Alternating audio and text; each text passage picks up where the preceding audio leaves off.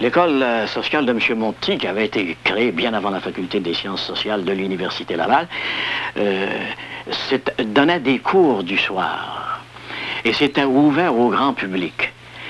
C'était des cours sérieux, mais ça n'était pas complètement sur le plan universitaire. Je veux dire qu'on n'exigeait pas des étudiants qu'ils aient, comme pour toutes les autres facultés, leur baccalauréat.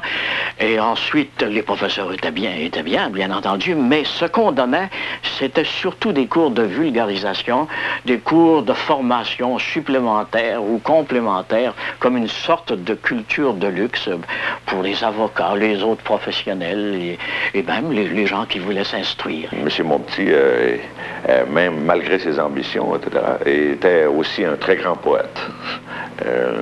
Il a écrit de bons livres, je pense, étant donné son arrière-plan. Et il y avait aussi, à Montréal, l'école sociale populaire qui avait comme but de diffuser la doctrine sociale de l'Église et de former des animateurs ou des apôtres sociaux. Alors, nous étions presque dans une espèce de vide.